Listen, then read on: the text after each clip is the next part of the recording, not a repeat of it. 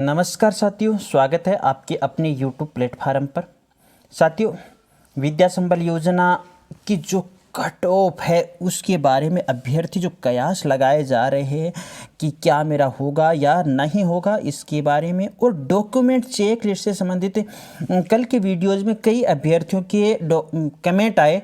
तो कौन कौन से डॉक्यूमेंट है वो हमें अनिवार्यतः तैयार रखने ही है। उन डॉक्यूमेंटों के अभाव में हम है वो इस अस्थायी भर्ती से भी वंचित रह सकते हैं। तो वो डॉक्यूमेंटों की PDF यानी आपको मैं यहाँ पर बताने वाला हूँ।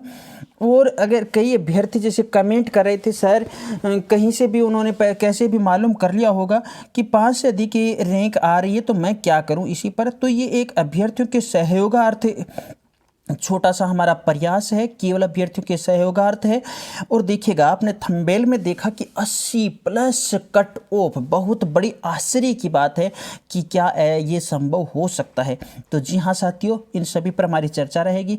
जो भी साथी चैनल पर पहली बार विजिट कर रहा है सो चैनल को सब्सक्राइब कर लीजिएगा, पास में बेल आइकन को प्रेस कर लीजिएगा, साथ ही साथ वीडियो को लाइक और अधिक से अधिक शेयर ज़रूर कीजिएगा, क्योंकि ये काफ़ी अभ्यर्थियों के सहयोगार्थ है ज़रूर रहने वाला है वीडियो, जिसमें आपका अहम योगदान हो सके।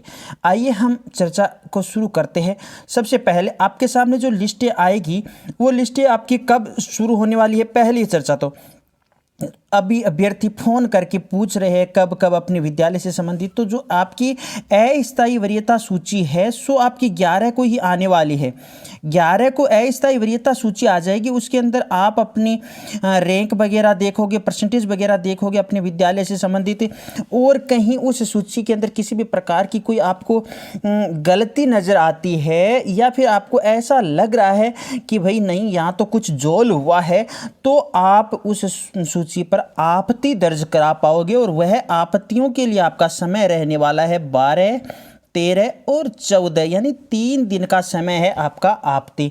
आपकी आपत्ति निस्तारण के बाद में देखिएगा 15 और 16 को जो आपत्तियां लगेगी आपकी, उनके अनुसार आपकी एक स्थायी सूची हो जाएगी 16 तारीख को आपकी सभी विद्यालय अपने अपने फॉर्मों के अकॉर्डिंग स्थायी सूची जारी करेंगे। अब जो स्थायी सूची होगी उस स्थायी सूची के अंदर आपका क्रम कौन से नंबर पर आ रहा है, 1 पर आ रहा है, 5 पर आ रहा है या 7 पर आ रहा है या फिर 20 पर आ रहा है या फिर 50 पर आ रहा है, वो आप देखोगे। आप वो देखने के बाद में आप है वो अपने मूल डॉक्यूमेंट चेक करवाने के लिए जाओगे। आप मूल डॉक्यूमेंट है, अब वो मूल डॉक्यूमेंट हमारे पास कौन कौन से हो तो उस पर ये चर्चा हमारी रहेगी मूल डॉक्यूमेंटों से संबंधित, क्योंकि कई कमेंट आ गए हैं। ये अंतिम सूची से संबंधित रह गया। अब कट ऑफ, आपकी कट ऑफ का निर्धारण इसी प्रकार होगा। आपके देखिएगा, अगर आप मान लो लेवल 2 से संबंधित हो या फिर आप वरिष्ठ अध्यापक हो तो आपके यहाँ पर UG प्लस आपके BEd के अंक, जैसे UG के दे दिए, ये आपके BEd के अंक आ गए। और ये आपकी रीट केवल पात्रता है, इसके अंक नहीं जुड़ने वाले। 2022 में आपने की है रीट के अंक, तो यहाँ पर बताए गए, कोई इनका मतलब नहीं है। इन दोनों को हम जैसे प्लस करते हैं, निकालते हैं, तो यहाँ पर देखिएगा 54% है। तो इसी प्रकार देखिएगा, जैसे आपके सामने ये सेकंड अभ्यर्थी है, इनके जैसे 57% बन रहे हैं UG PG लेवल 2 और वरिष्ठ अध्यापक की। ये इसी प्रकार के आपके यहाँ पर अभ्यर्थियों की सूची होगी दोनों टेप में। और आपके यहाँ पर जो कि परसेंटेज होंगे, आगे आपके सामने रैंक दर्शाई जाएगी। यहाँ पर परसेंटेज आप देख सकते हो कि कितने कितने परसेंटेज जो सिस्टम है वो चल रहा है। इसी प्रकार ये लिस्ट आपकी सूची चलती जाएगी। अब जिस सब्जेक्ट में कम होंगे तो वो सूची में कम आ जाएंगे, और जिसमें अधिक होंगे सो उस सूची में अधिक आ जाएंगे। इसी प्रकार आपकी UG PG यानी लेवल अगर 1 वाला अभ्यर्थी है तो उसके लिए आपके देखिएगा जो कि कक्षा 12 प्लस BSTC आ जाएगा, कक्षा 12 प्लस BSTC आ जाएगा।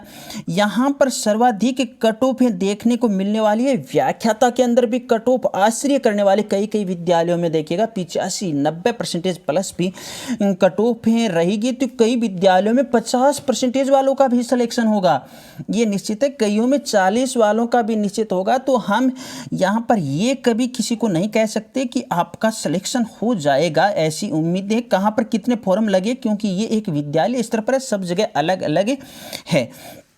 तो इस प्रकार अब जैसे व्याख्याता होगा तो उसके लिए पीजी प्लस आपकी बीएड जुड़ जाएगी। और ये देखिएगा आपके परसेंटेजों की अगर आप कड़ी खड़ी करते तो यहाँ पर देखिएगा एग्रीगेट 78%। वाह भाई, 78% यहाँ पर दिखाई दे रहे हैं एग्रीगेट। तो ये थे आपके यहाँ परसेंटेजों से संबंधित बात। अब हम चर्चा करते हैं आपके मुख्यतः आपका जो एक कमेंट रहता है ना वो उस पर देखिएगा आपके डॉक्यूमेंट, मूल डॉक्यूमेंट आपको कक्षा 10 की अंक तालिका है वो मुख्यतः मूल अंक तालिका और चरित्र प्रमाण पत्र वाली होनी चाहिए। अगर मान लो जो पुराने अभ्यर्थी है तो उनकी अंक तालिका और चरित्र प्रमाण पत्र, जो प्रमाण पत्र है, चरित्र नहीं प्रमाण पत्र और अंक तालिका कुछ अभ्यर्थियों की तो अटैच है जबकि कुछ की अलग अलग है, तो यहाँ पर दोनों होगी। यही कक्षा 12 की है, वो भी प्रमाण पत्र प्लस अंक तालिका दोनों आएगी आपकी मूल।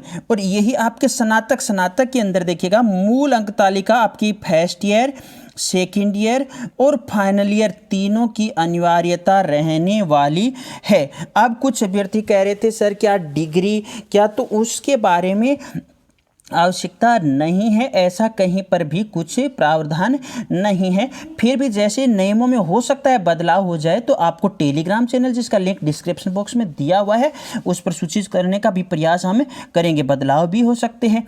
और ये तो देखिएगा अब यहाँ पर लेवल 1 वाले कहेंगे सर हमें, तो लेवल 1 वालों के लिए ये 2 डॉक्यूमेंट हो गए और प्लस उनकी BSTC की अंक तालिका हो गई। ये लेवल 2 वालों के लिए ये 3 डॉक्यूमेंट हो गए प्लस बीएड हो गई प्लस रीट हो गई। और व्याख्याता के लिए एक अधिस्नातक है, अधिस्नातक की भी आपके देखिएगा फर्स्ट ईयर और सेकेंड ईयर दोनों की होना अनिवार्य है, फर्स्ट ईयर और सेकेंड ईयर की। अब प्रशिक्षक बीएड और ये आपकी BSTC DLED और समकक्ष की ये 2 डॉक्यूमेंट होने चाहिए। मतलब कुल मिलाकर के ये 6 मुख्य डॉक्यूमेंट हुए हैं और एक आपका रीट का प्रमाण पत्र 7।